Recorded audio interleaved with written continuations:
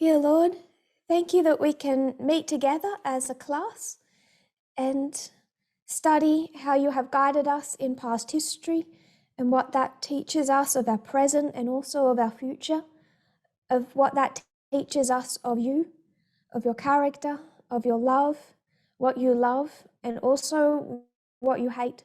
We must understand both. I pray, Lord, that you'll open our eyes.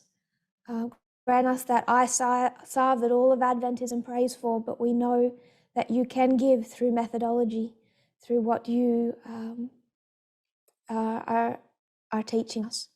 I thank you for these Sabbath hours, and I pray that you will be with us and direct and guide. In Jesus' name, amen.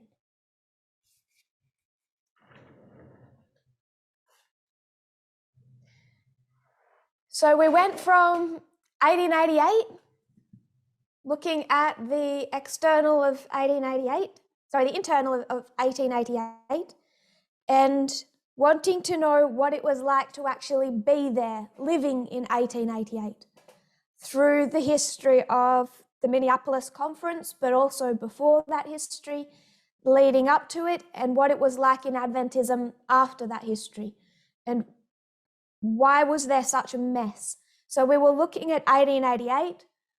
We saw how history is complex. It was in the past, it is in present day. And to be able to unravel that history and understand it, we need to know how to laterally read. So we introduced that as a concept. When we began looking at how we research and understand, then we began to talk about sifting sources. We began to talk about sifting sources that are on the left side of the political spectrum, where we are as a movement. Because if we are in the left side of the political spectrum and we agree more, we lean towards the worldview of the left wing, then those are the sources we are going to mostly accept in our research. But even these, we need to sift. So we began to ask, how do we sift these sources? We took a step back and we asked, okay, why are we here anyway? Let's go back a little more. Let's go back to 2018, because from 1989 to 2018, we are a right-wing movement. And what moved us from right-wing to left-wing? So why did we decide in the first place that most of these sources are of little value to us prophetically as an end-time movement? And why do we accept the worldview of these sources, of course, heavily sifted? So we went back to 2018, where the movement made this momentous switch from here to somewhere in this spectrum. We said it was predominantly four kind of subjects or themes that moved us from right wing to left wing, all surrounding what was taught in September and October of 2018. September and October caused us to make this massive ideological swing. First of all was understanding the history, connecting it with the moral majority, republicanism,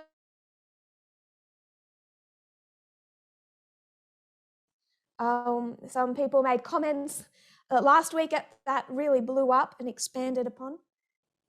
Then was understanding the history of Pyrrhus as representative of the King of the South, what is embedded in Daniel 8 verse 8, particularly the Battle of Ipsus, which represented the 2016 election. And now we had a prophetic explanation for that turning point election in American history, in the history of the glorious land, the United States and the glorious land being a prophetic subject. So we should have a prophetic explanation for such a momentous event in the country that prophecy shines a spotlight on. We had that with Ipsus. Then last week we added the third and the fourth, understanding 1996, the formalization of the message internally, but we also then looked externally and started to see, sure, there was the work of Elder Jeff Pippinger formalized internally in 1996. But when you look at the external, there was also a formalization. A formalization, though, in both the right wing and the left wing. The right wing formalized a political stream of information. We titled that Fox. The left wing formalized their political stream of information. We call that CNN. But there is, of course, those are titles of a lot more that happened in 1996. So number 3. Then number 4, we discussed the line of the Nethinims. Really what that point is saying, how is God preparing not just this movement, not just Adventism, but God is preparing the entire world for the Sunday law. They are already making decisions that will affect how they perceive the Sunday law event. So when we look at 2018 and we say, 2018 we moved from right wing to left wing because of the message of 2 streams of information. What does 2 streams of information even mean? I mean, I didn't teach one subject titled 2 streams of information. What it was key parts of all the messages that kind of coalesced around the midnight cry that all brought us, sometimes from different directions, definitely from different directions, but they all agreed with one another. Prophecy always agrees with prophecy. And these different elements of the different parts of the message, whether it was understanding the King of the South or understanding the history of 1989 and 1996 and understanding 2016, understanding what is happening with the world, what has to be happening with the world, understanding all of that brought us to, from all of these different directions at once, to one central point, to one central conclusion. And that conclusion was this movement to stay a history of success had to change its political ideology. And people would either follow that and change their political ideology, or they would leave the movement and go back to Adventism and reject everything God has taught us since 1989. So I hope we can see that all of these different points combined form what we kind of learnt to summarize as just 2 streams of information. Does that make sense? We have all of these different points coming at once. And what we're going to do through 2019, because people don't want to change their political ideology, is just labor that over and over and over again, which is why these points presented simply in 2018 explode through 2019. Now we don't just understand the moral majority, a 10-year history. Now we can trace that politicalized Protestantism all the way back to the First Great Awakening and through 1798, all the way till today. So from 10 years, it became 240. Our message just became more and more rock solid to try and stabilize people, because it doesn't matter how clear the truth is, changing our political ideology is painful, and people are not always willing to be guided by methodology and logic and prophecy. Not when it starts to conflict with deep set culture. So that's kind of a summary of what we did last week. This combined equals 2 streams, a kind of simple name to try and explain what those messages were teaching this movement.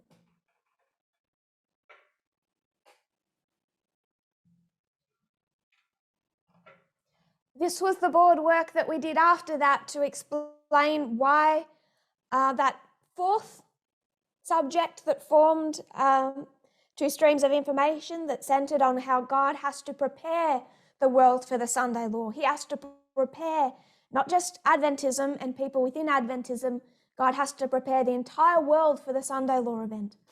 And we went here to illustrate why that's the case. I'm going to erase this. Where we left off after this was we said, all that's well and good. That's where we got to. But then the last point we finished on, we said, what's the point?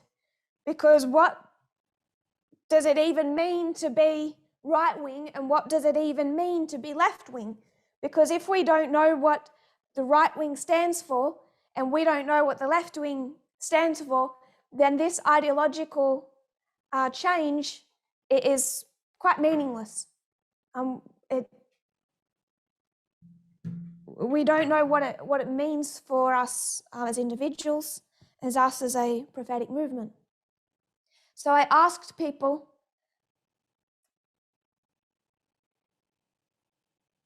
give me in few words, give me an explanation of what the right wing stands for and what the left wing stands for, what their ethos is. And we began to do that, and then we ran out of time. So what I want to do now, I have a list of people who have communicated are participating. If you haven't done so, then I feel free to raise your hand and talk. But I just won't ask you questions because I don't want to put you on the spot if you've chosen not to participate. But those who have chosen to participate, I want to ask them. I have 9 people. I'm going to go to you one at a time and say, I want nothing more than 2 words. 1 word to tell me what the left wing stands for, and 1 word to tell me what the right wing stands for. So try and get to the point, the ethos of right wing and the ethos of left wing. And I think that 1 word can summarize both. I don't think that is an oversimplification. And I hope that we can illustrate that. So Molly has his hand up, so I'm going to let Molly speak so you all have time to think, and I'm going to erase the board so everyone has a few moments. Molly, did you have a question? No, I was just putting up my hand to participate. You're participating. I have 10 people. That is a nice round number. It's never complete without you, Molly. Do you want me to say anything about the left wing and the right wing? I might wait just for a moment, just so I can get this erased, and then I'll call on people because I want to write as you speak. We'll document. Josephine, did you have a thought or a question? Please don't answer about the 1 word about right wing and 1 word about left wing yet. But do you have a question or thought?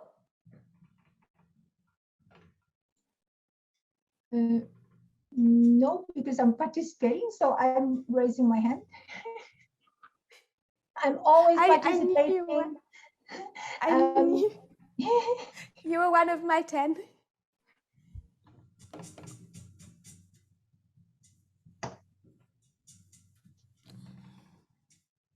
I didn't want to erase this before we started because it helps us to see, to bring it back.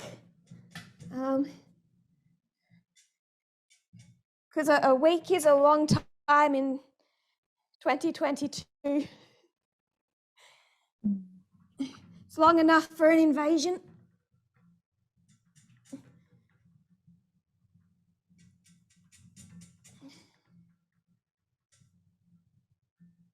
So I'll just draw up line of politics.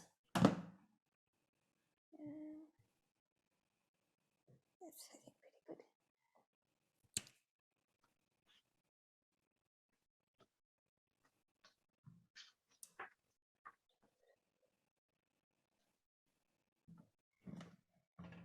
Now, it might get harder for those who go later on. If you if you see a word up and you just want to repeat it, that's fine. But I'm just going to draw up left.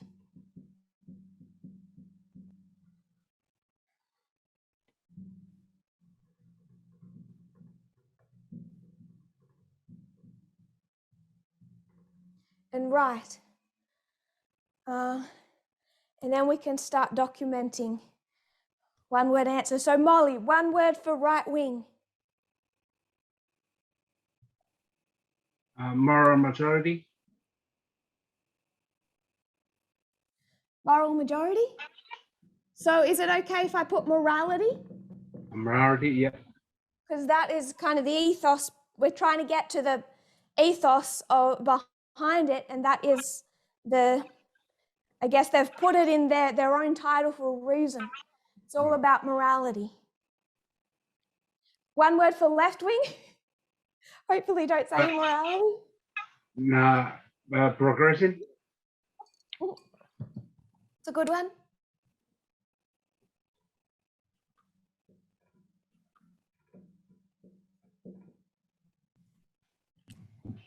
Josephine?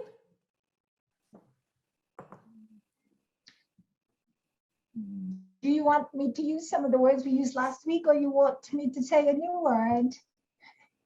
A word You can repeat anything you like, but as long as it's one word. Okay, so if I say Republican for the right. Republican. And For the left? Democrat. Yeah. Democrat. Yeah.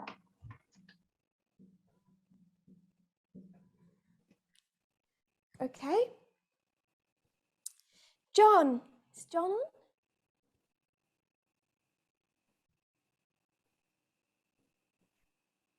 John, do you want to give a word?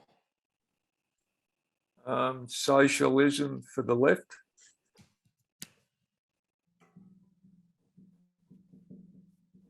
And conservatism for the right. Conservatism. Yeah. A loaded word. Good one. Thank you. Marie?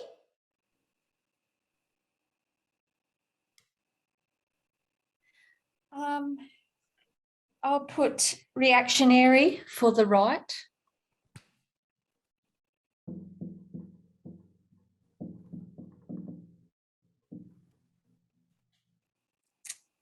And I'm really stumped for the left. I'm just going to say equality.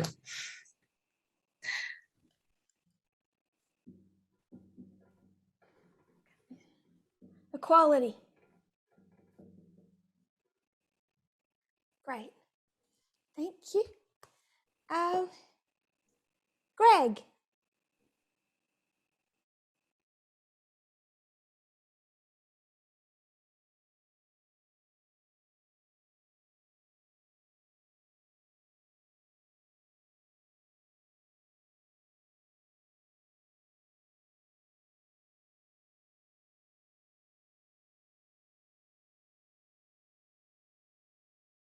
Adverse to change, adverse to bringing new things in, that kind of thing.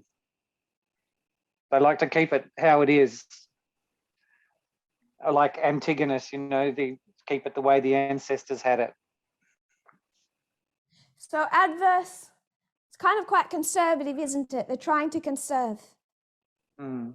And if you try and bring in equality or something, they go, no, we don't want that. We don't accept that. So when you're trying to bring in things from the left, they're quite adverse to those things from the left. Yes. They're not progressive. They're adverse to Literal progression. They're and- adverse to socialism.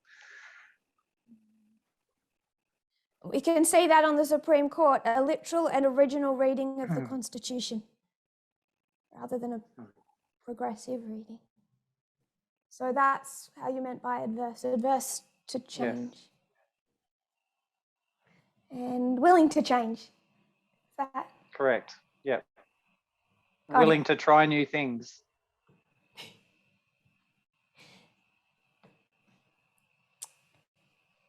Ray?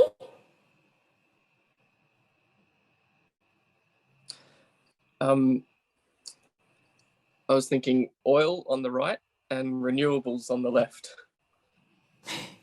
Now we're getting, is that the ethos of the parties, do you think? Got inside their mindset. No, I think I've been listening to too much Rachel Maddow.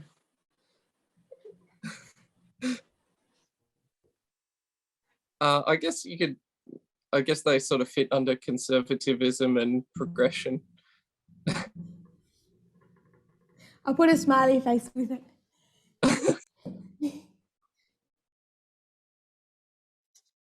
Oil and renewables.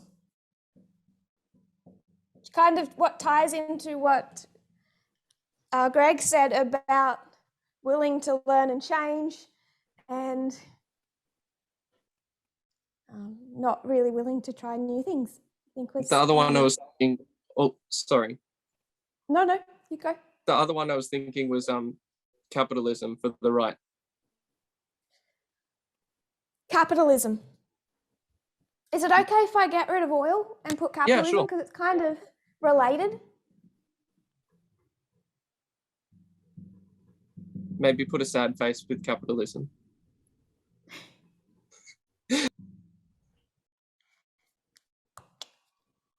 Lynn.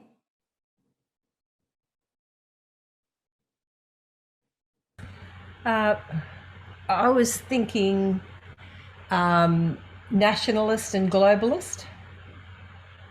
Well, that's a good one. So globalism, Yeah, globalism and nationalism.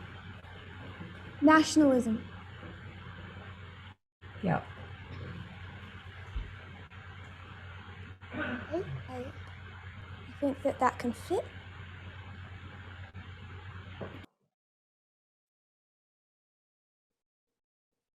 Catherine?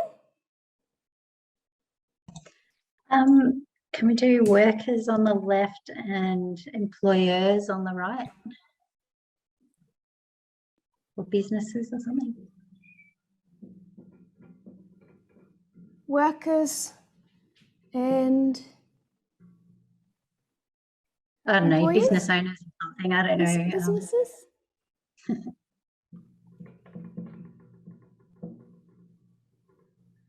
We see that through their taxes, don't we? I think that fits. Rachel? I assumed you were participating. If not, that's okay. That's okay. I was thinking what Lynn was thinking, but just to put it differently, really simple, was left community. Community? Yeah. And I can't remember. I think I said thinking to something like self. Self. How would we go if we put individual with that? Is that what you were thinking? Yeah, just about, yeah, that would be it. Yeah, that was better. Yeah, community being as a global Community. where self being nationalist, about me, myself and I. So you're tying it into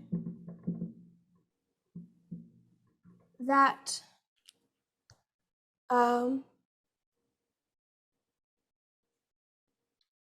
were we looking at? That kind of nationalism.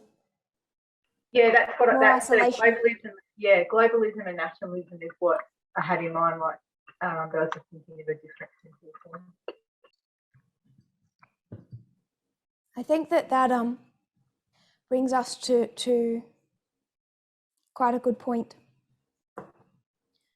Brody? I thought for the right could we say freedom? Right wing freedom?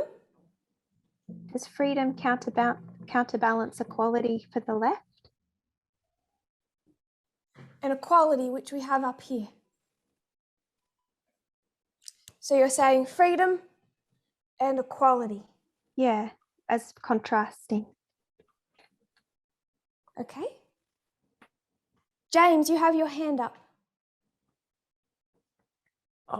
Sorry, I was thinking of patriarchy for the left, contrary to equality. Since it's man over woman. So patriarchal over here? Yeah.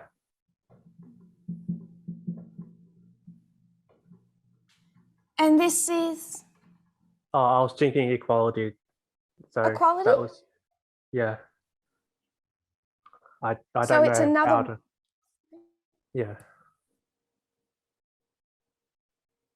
I don't know another word to put for that one. So for the left. You don't have to come up with a new one if you feel like one of these is most fitting. That's fine.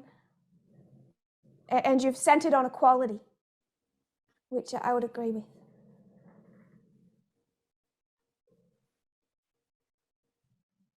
Feminism, it's the left.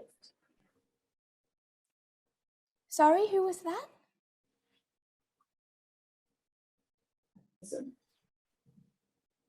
Patriarchal, opposite feminism. Feminism?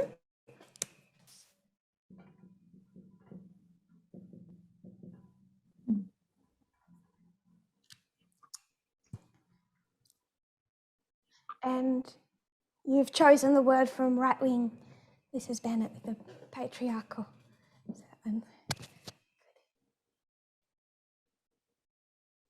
Josephine. May I add another word? It might not be the right word. Ideological for the right.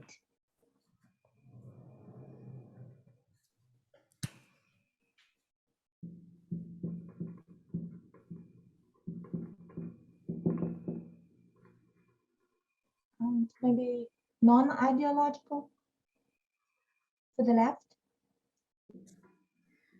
What do you mean by non-ideological? Like what is, if you could give a little bit of an explanation of what you conceptualize that to look like.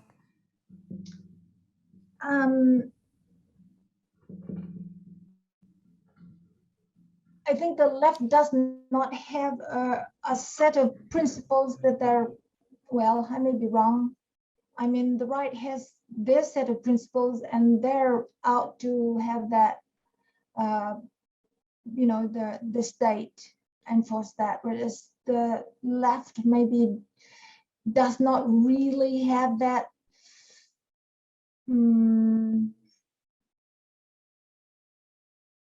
They want things right, but they're not out to, they're not like the right in a sense that they're,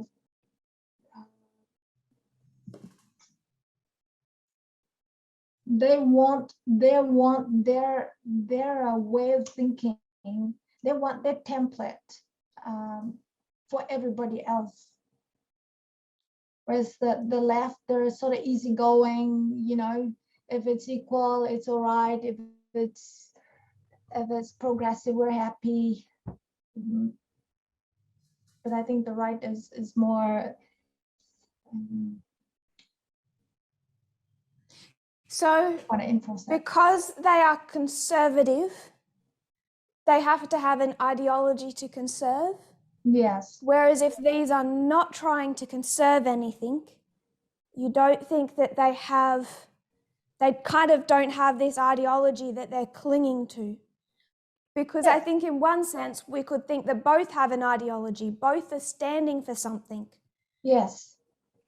But I can see your point, because if I understand you correctly, what you're saying is you're saying these are non-ideological because they are moving, they're changing through history, whereas these are conserving, they're holding on to what you have termed an ideology. Yes, yes, that's exactly what I'm trying to say. Okay. I'm having a little trouble loading for a second. Just want to look something up.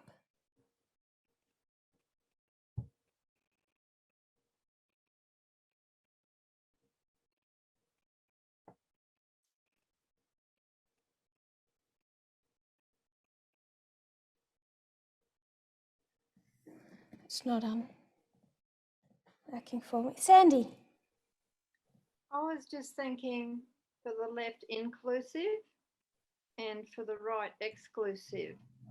Is that inclusive for, I guess, all ideas, all people, and exclusive, you have to fit into their category, into their mold.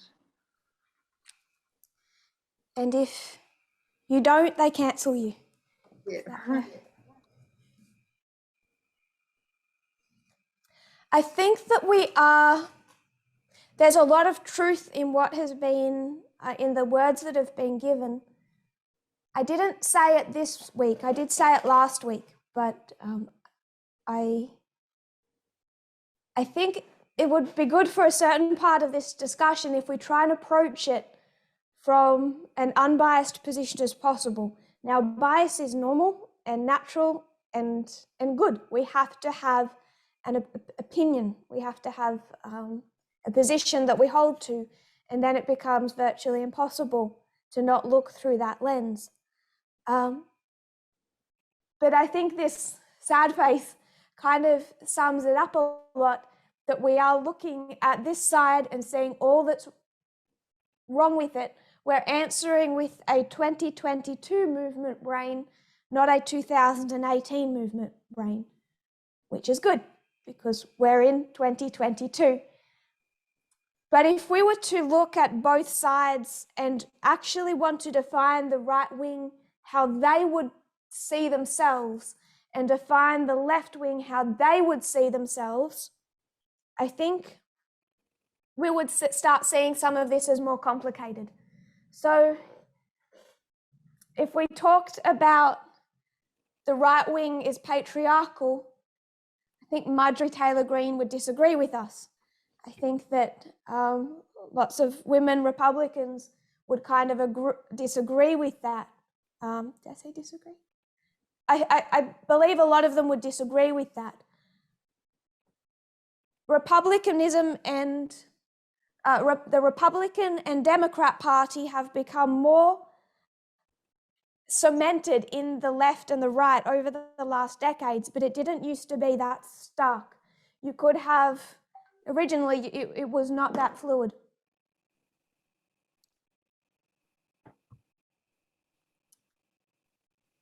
Someone did message in, Brandon messaged in with a thought,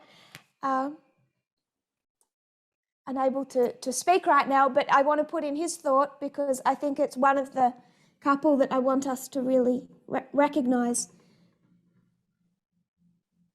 Big government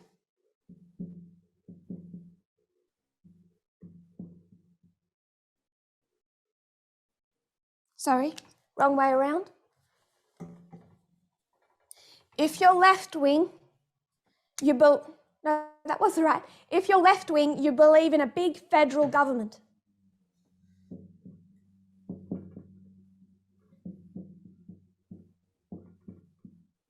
That is what you expect of the federal government. It's going to be big. If you're right wing, you're going to believe in a small federal government. Now, why is that? Why does this side believe in a small government and this side believe in a big government? Because that concept the fact that this side believes in small and this side believes in big explains to us, demonstrates what their ethos is. Greg.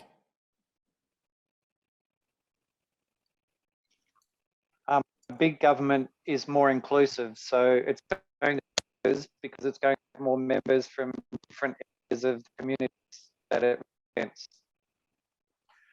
A right side government already got its goals and its ideology, and it's just going to conserve ideology.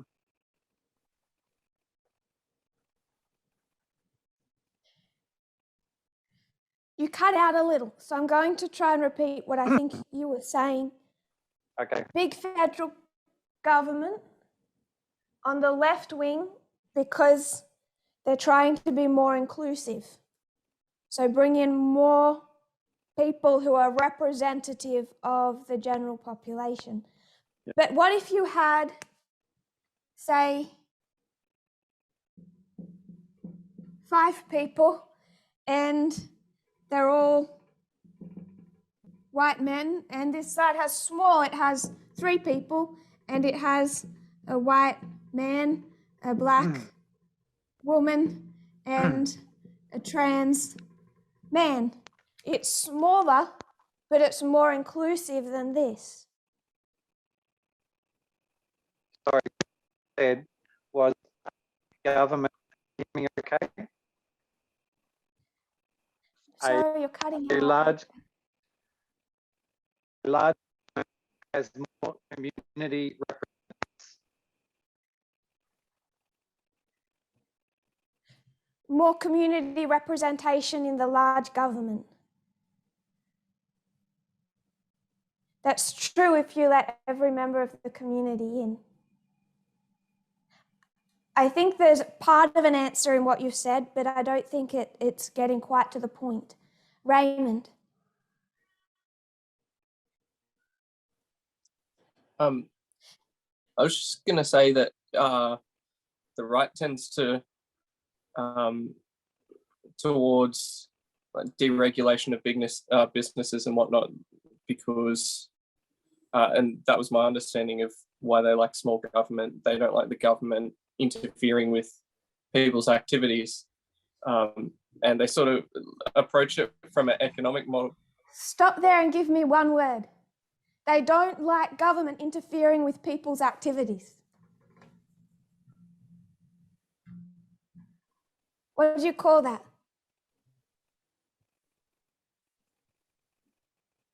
Freedom? Freedom is the ethos of the right wing.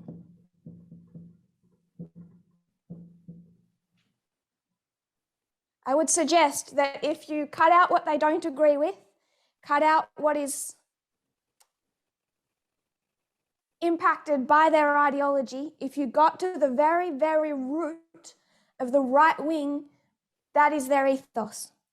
So sorry to interrupt you, Raymond. Would you finish your thought? Don't be sorry. Yeah, I was just going to say that I was thinking of the sort of economic mindset they approach it with by deregulating businesses. It allows them to do what corporations do, and they expect wealth to trickle down, which it doesn't really, but yeah, that I think we sort of answered the question.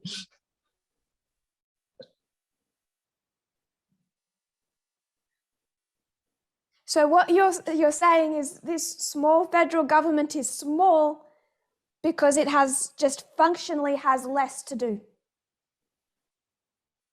Yeah, let's go with that. Then why is the left wing big?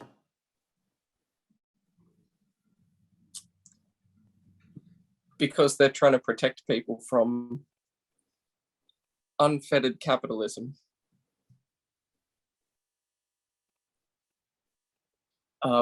Protect minorities from people trying to force their own way of life onto others.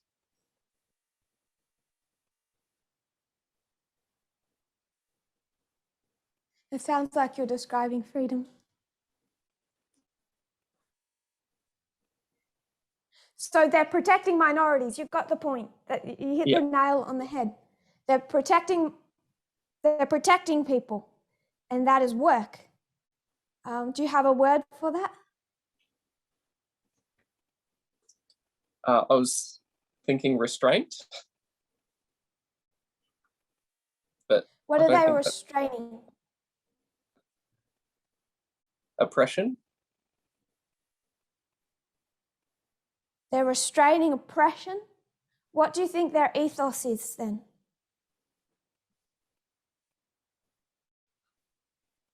Someone's going to write to me at some stage, I know, and tell me I'm using ethos wrong. That's all I can think of for now. Like I keep thinking, I see freedom on the right, and I keep thinking freedom to on the right, and then on the left I keep thinking freedom from.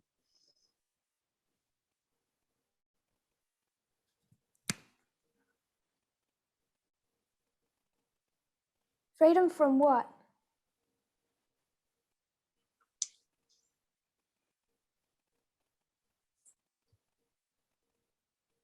Yeah, I'm thinking this through and it doesn't make a lot of sense to me anymore. Because when I go to articulate it, it sounds just like the right. So let's scratch that. We can come back to it. Marie.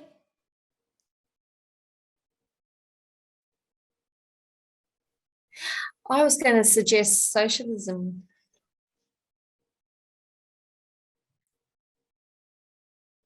Socialism is the opposite of capitalism. And I'm kind of wanting to get to the root. It's true, there's opposites here. There's a capitalist leaning perspective and there's a socialist leaning perspective. But you have people over here, like Joe Manchin, who is capitalist, and Kirsten Sinema, they're capitalists. And you still, so I'm still kind of wanting, I think we're dealing then with more of a financial system.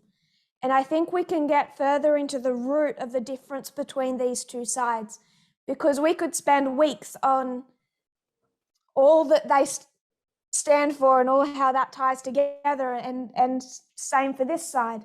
But I want us to get to the very, very root so we can make this as simple as possible, because I find politics confusing and hard, and I think other people do as well. But we can get to the very root of the difference between these two sides. If we can do that, we know the swing we took in 2018, it wasn't a swing based on turning us from capitalists into socialists, but it did turn us from prioritizing one thing and learning to prioritize another thing. I wouldn't say that we were letting go of prioritizing nationalism and learned to prioritize globalism. There are implications to that swing, such as, capitalism to socialism. There's implications, but that wasn't what the swing was designed to change in us. That's not the original point God was making, that he said, you idealized this and you need to change and you need to see this as the priority. I know I've missed some hands. Molly.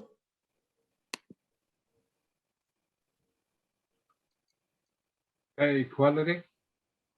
Equality.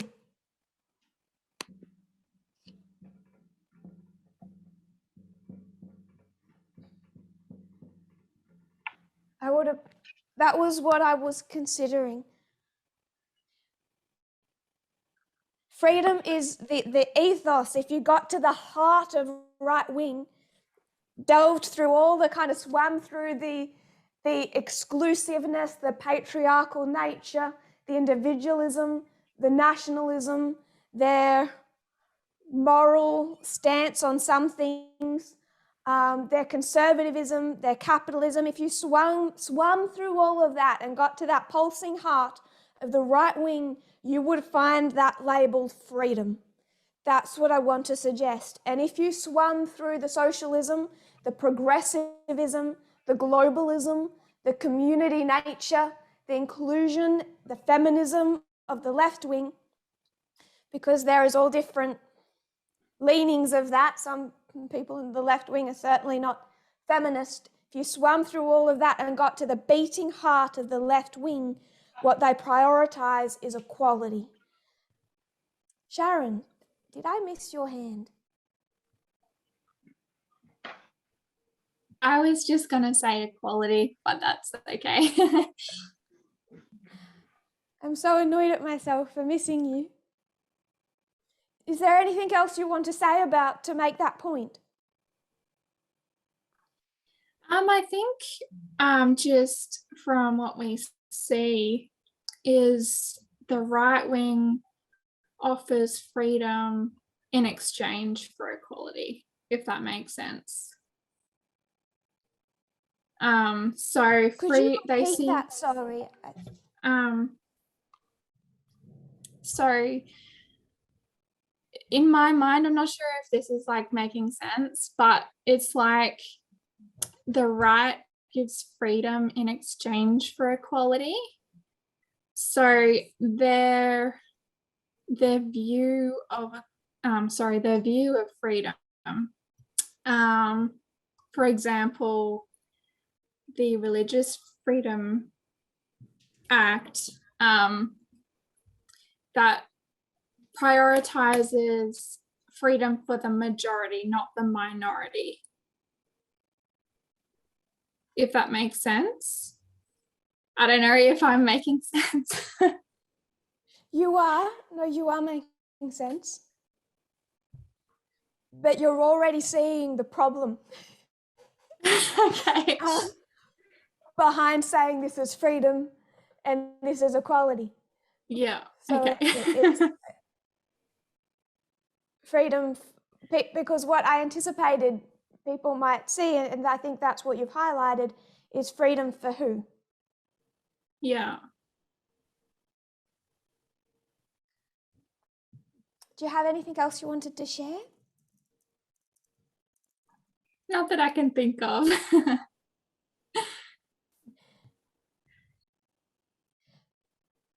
Thank you. Someone has told me that ethos is the Greek word for character, and I am using it correctly. So we're getting to the heart, the very character of the two sides. I'm sorry for missed hands. Lynn.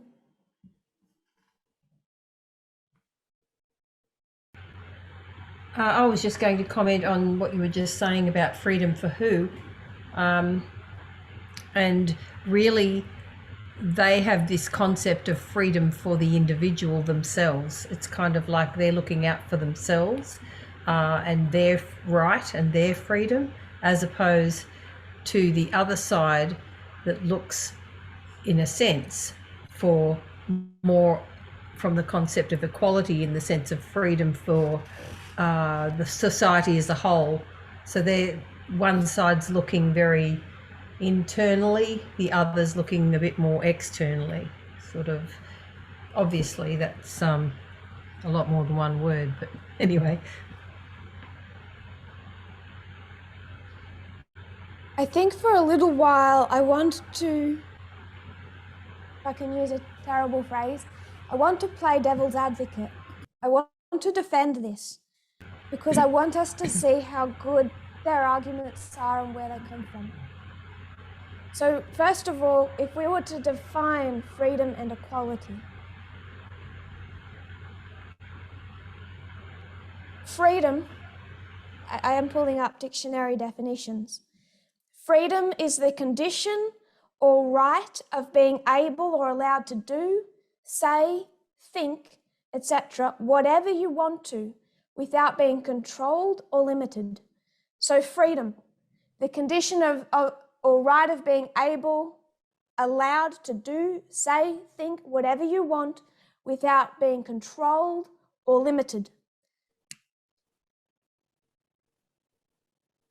Equality is a situation in which men and women, people of different races, religions, etc., are all treated fairly and have the same opportunities. So, want to give some illustrations. I want to open a business. So I rent a store.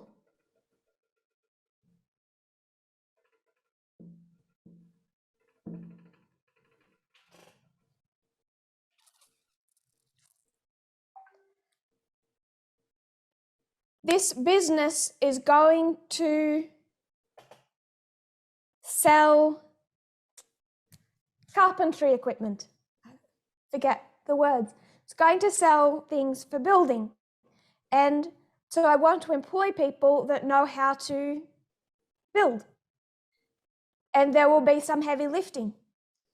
And I have a prejudice. I am a little sexist. So I say that in this store that is my business, that I created, in the building that I own, I am going to employ only men. So I say I own the business. I own the land. And I say only men are going to work here. I only want men.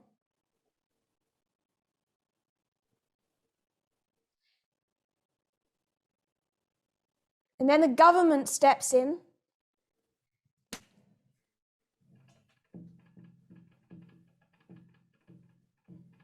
The government's going to come and say, that's not fair. We are going to force you against your will. We're going to force you in the business you own, on the land you own, to employ women.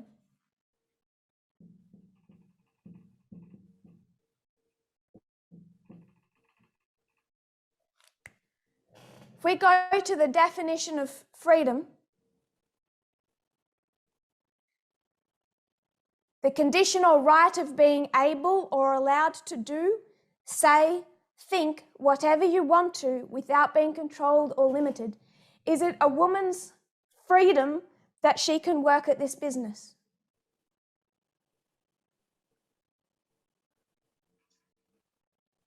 Marie.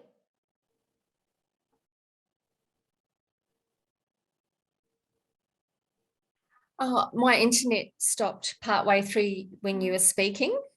I'm sorry. That's fine. I'll repeat myself. What was the last thing you heard? You were talking about someone who's a bit prejudiced and they have their own business and they only want to employ men. And then the government is going to come and force the owner of this business, with the business he owns, with the land he owns, they're going to force him to employ women. My question was, for the women, is that freedom?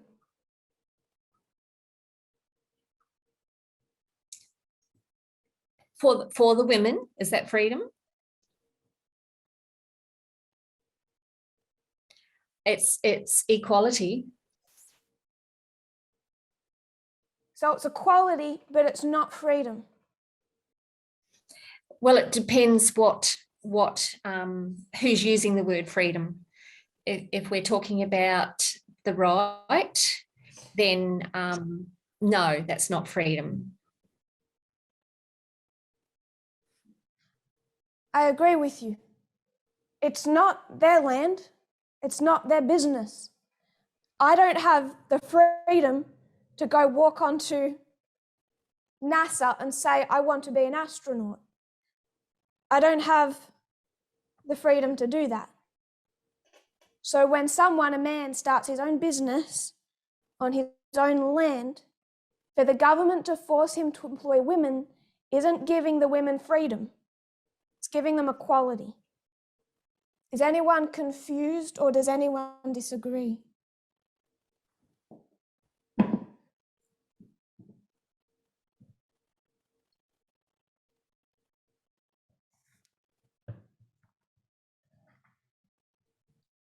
No hands up for that. Confused or disagree?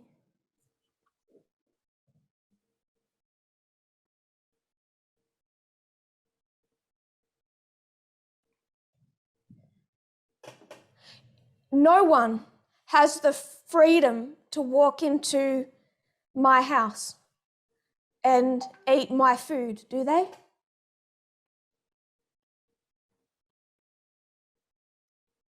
Sandy. When you're explaining it, I actually was a bit confused, but then when you can see the difference between equality, as you were explaining it there, to see the difference between the equality and the freedom, I think was quite clear. Once you understood that that wasn't freedom, it was actually equality for the woman to have that right. So I found that helpful. They can be, unless we become really precise, the terms sound kind of the same, kind of interchangeable. You know, we're fighting for women's freedoms. To a degree, we're not. We're fighting for women's equality, because whose freedom is being violated here? It's not women's.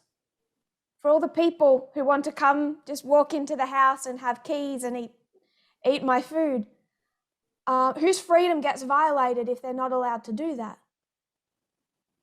Theirs doesn't, but if they do that, it's my freedom that gets violated.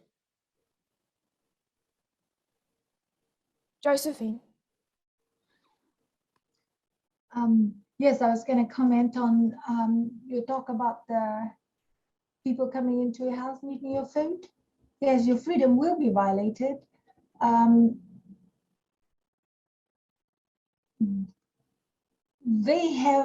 Do they have the right to eat your food? What about if they're starving and there's food there in your household? Stealing is not the right thing, but they can pick up from the floor like the dog picks up the I'm going to biblical. The woman gets what drops off the floor. So maybe I'm confusing this whole, off the table, I'm confusing this whole thing. I'm sorry, I can't quite hear you. I think I'm missing, are you able to repeat that thought? It's just a little muffled. They violate your freedom when they come steal your food.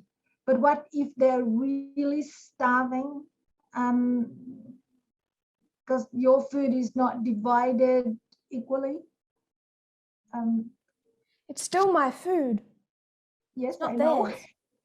I'm asking, I understood it's your food. They have no right to steal it. But on the other hand, if they have no right, questioning. If they have no right to it, then for them to take what they have no right to means they're violating someone else's rights. Does that make sense?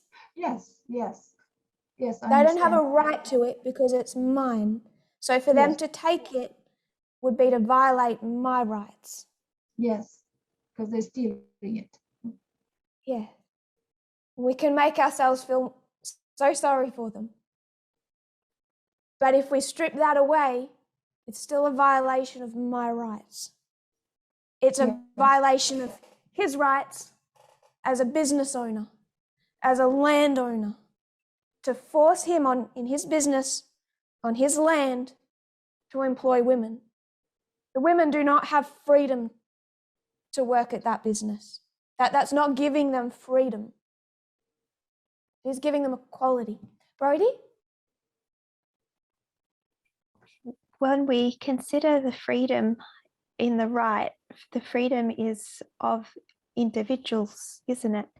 So if we were to compare that to what is happening to the woman on the left, that individual woman doesn't have the freedom to work at that business. She is still subject to the due process of employment, and she may not get that job, but she will he may pick another woman, if that makes sense, but she has equality in that she can attend an interview, submit her resume, and be considered amongst a pool of candidates that would have excluded her in the past.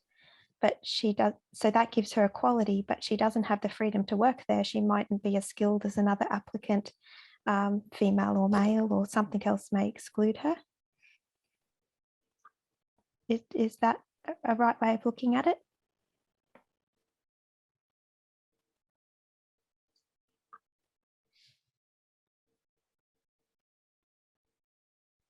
I kind of want to get away from the idea that she doesn't have the freedom, because we wouldn't have the freedom to walk into someone else's house, let alone someone else's business.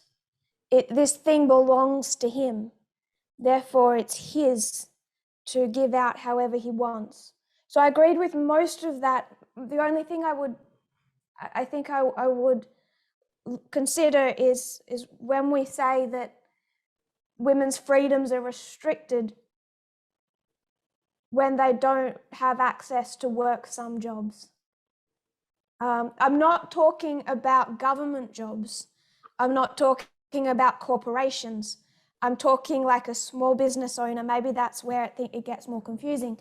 Or just this business that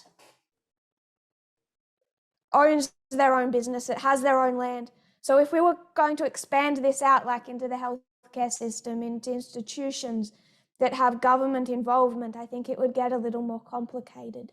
Does that make sense? I think so. I guess I wasn't clear, or I might have missed a point. So I was saying that she still doesn't have the rights concept of freedom, because the rights concept of freedom applies to individuals. Sorry, in my head, I was just trying to differentiate freedom from equality, because she's been given equality, but not the rights concept of freedom in this instance. But I might just be confused. I think so. No, I think my brain is slow. I think it's my brain, not yours. I kind of start to grasp that, but I might need to labour with me a little more. If this was, say, a national park, and the government was to say only men are allowed on this national park, that would start to be a different, because it's public land. Let's say it's public land. If it's public land, then men and women should be allowed on freely, because it's owned by the public. And if it's owned by the public, it's owned by men and women, they should have equal freedom. But this owner is a man.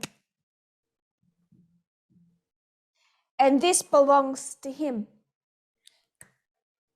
So for him to have to practice equality against his will takes away from his freedom.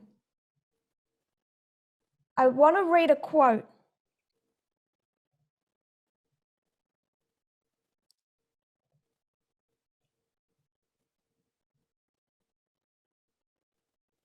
So I just want to remind us of the definitions. Freedom is the condition or right. It's your right to be able to or allowed to do, say, think, whatever you want to, without being controlled or limited. So you have your individuality, your space, your business, your social media platform, and you have the right to do with that business, to do with that platform, to say on that platform whatever you want to. You should not be controlled or limited. That's the definition of freedom. But my social media platform is mine.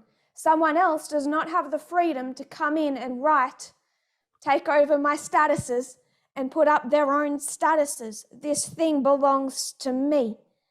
They don't have the right to do that. If they did that, they would be violating my freedom. It's understanding this is mine. I have freedom in my sphere. This is say it's a government agency, it's NASA. They have freedom in their sphere. This is a man that owns a business, and they have freedom to operate and employ and pay who they want to, how they want to, in what manner they want to. If you run a business, a government on the principle of freedom, you only need a small government because they don't have much to do. They don't have to look at, to monitor all of these businesses and make sure they're employing people properly. These businesses belong to people. It's their property.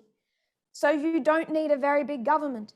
But if you're going to be a government that runs on the principle of equality, where that is your ethos, you're going to have to be big if you want to watch what everyone is saying on social media, make sure there's no hate speech.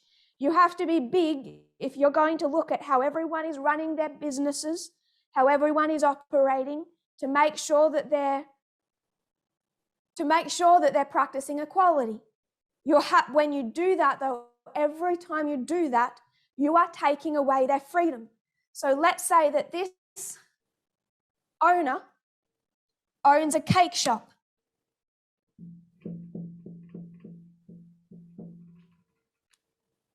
And he doesn't want to make a cake, wedding cake, for an LGBT couple. Right wing says his business, he has the freedom, the right to discriminate with his own property. The left wing says he does not have that freedom. We run off the principle of equality, and if he doesn't behave properly with his own business, we will step in and make him. I want to read from the American Bar Association. This is the American Bar Association from their website, because I'm talking about a real case that went before the Supreme Court. Masterpiece Cake Shop versus Colorado Civil Rights Commission. So we have an owner who says he will not make and sell a cake to an LGBT couple. That doesn't violate their freedoms. I hope we can see that distinction. It does take away from their equality, though. It's his business. He can do with it what he wants under the principle of freedom. If you're right wing and you are because there are LGBT people who are Republican, we have to remember that. If we take off our bias, there are homosexual men and women who believe that freedom should be the government ethos. And they would take his side because they would say, I don't like what he does, but it is his business and it is his right to sell cakes to whoever he wants to sell cakes to. Even if I don't agree with him. Do we know that phrase? I will disagree with what you say, but I will defend to the death your right to say it. Have we heard that before? So there are people who would say, I disagree with you, but I will defend to the death your right to say what I disagree with. There are LGBT people here who say, I disagree with this business owner, but I will defend to the death his right to sell his cakes from his business on his land to whoever he does or does not want to sell cakes to. So if we can remove, again, I want us to strip away the kind of language of bias that we have become familiar to get to the root of the disagreement. Because not everyone in the right wing is homophobic or believes that gay people shouldn't have wedding cakes. What they believe is that freedom should be the underlying principle. So this is from the American Bar Association, quoting them. No case before the US Supreme Court in October, term 2017, received more attention or raised more important issues than Masterpiece Cake Shop, Limited versus Colorado Civil Rights Commission. So just in the name, we should see, first of all, it's the cake shop versus Civil Rights Commission. And the Colorado Civil Rights Commission, if they have civil rights in the name, you know their ethos is equality, not freedom. Their ethos is equality. They're looking at him and saying he does not have the freedom. So they take him all the way to the Supreme Court. The underlying issue is profoundly significant. Does a business have a constitutional right to discriminate based on its owner's beliefs? This is the sentence that's the root of the issue. All anti-discrimination statutes pose a tension between equality and liberty. Any law that prohibits discrimination, whether based on race or sex or religion or sexual orientation or any other grounds, denies the freedom to choose who to serve or who to hire. So what the American Bar Association is saying in the context of this Supreme Court case is that any time you have a case like this arise, why it is such a divisive issue, it's not because one side believes that homosexuals should have wedding cakes and one side believes that they just shouldn't have cakes. It comes down to the ethos, where you either believe that freedom governs or equality governs. They can coexist. People over here believe in freedom. People over here believe in equality. But what do you do when the two come head to head? Because they constantly clashed on one another. And when they come to a point of clash, which one surrenders to the other? Does equality surrender to freedom? Or does freedom surrender to equality? All anti-discrimination statutes pose a tension, bring into conflict freedom, liberty, and equality. Any law that prohibits discrimination, any type of discrimination, denies freedom. So this is the Bar Association. So they're using these terms of equality and freedom very accurately, very precisely. And they're recognizing this conflict between freedom or liberty and equality. And any time these cases come up, the issue is which one surrenders. And if equality, if this business owner is forced to employ or to sell to or to act against his ideology, what he believes in, that violates his freedom. Equality has superseded freedom. Does that make sense? Marie?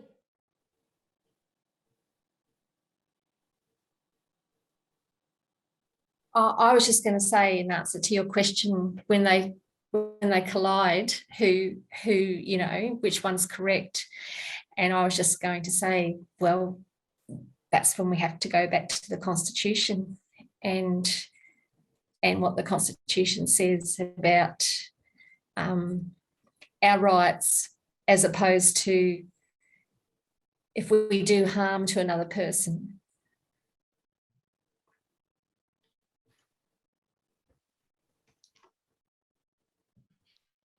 I agree with you.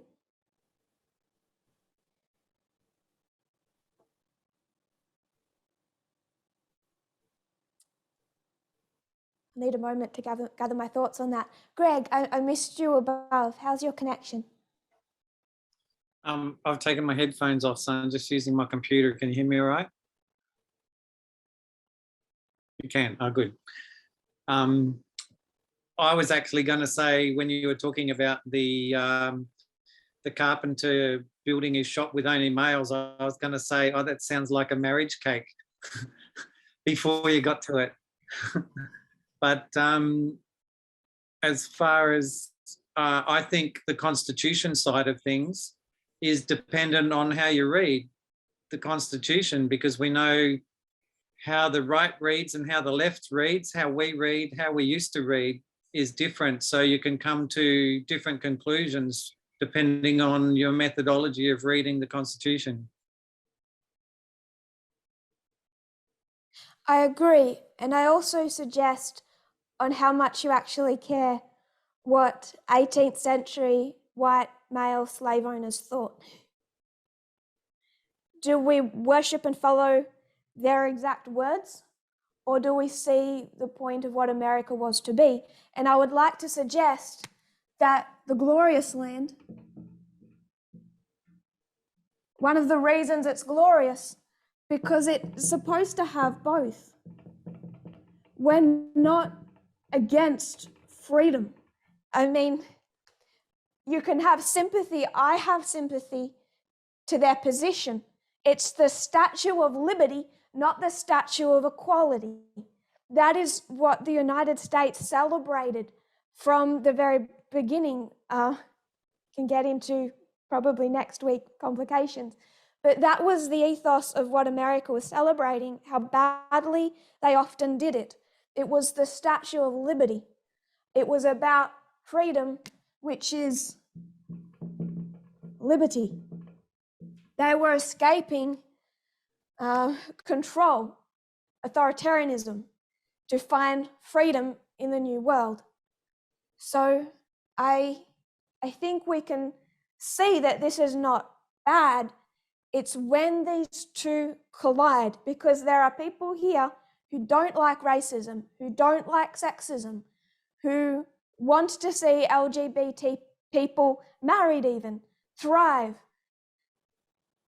But they believe that at the core of, at the very center of the United States, when these issues invariably collide, that freedom has to win. So you will see people on this side make a kind of argument that what if the person owning this cake shop is LGBT and they only want to sell cakes to LGBT people? They will say, well, be consistent. This is the problem they will have with things such as women's only spaces, women's only gyms. They will see inconsistencies with this side. So they will say, give everyone the freedom. Just give everyone the freedom. And then let society be convinced in their own minds, change in their own time as we reason and educate them. So I know that we're out of time, but I want us to see, not in this light, not the ugliness of this, that there's a point to freedom, that there is, that someone who is LGBT and people did support the owner of this cake shop, because however much I disagree with what someone says, I will fight to the death for their right, their freedom to say it. You don't have to be anti-LGBT people to believe that he has the right to be prejudiced. But this side says he doesn't have that freedom. He doesn't have the right to be prejudiced. And we will have a bigger government because we're going to push through equality. So I might close for time. We're going to come back to this next week. We need to consider equality and freedom. If you have thoughts or questions not answered or that come up during the week, that would be good.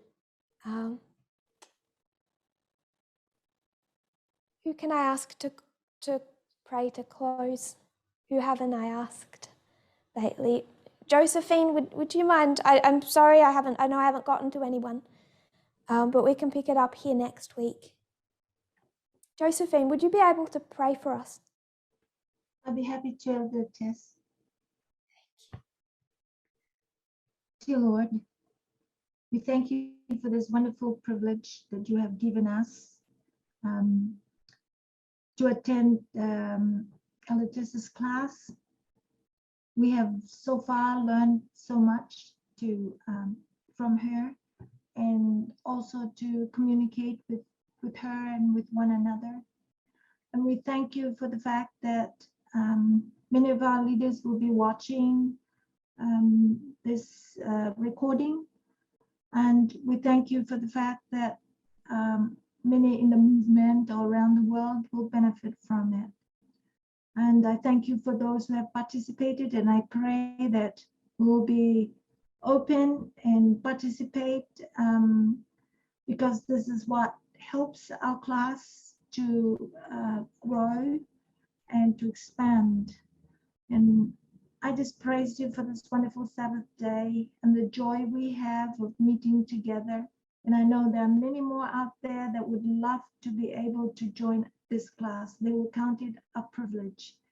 I do so, and I'm sure many in the group or all of the members of this group will regard it as a privilege. We praise you and thank you, Lord, and we look forward to learning more as you reveal to us and expand our minds to receive it. We praise you in the name of Jesus, his name. Amen.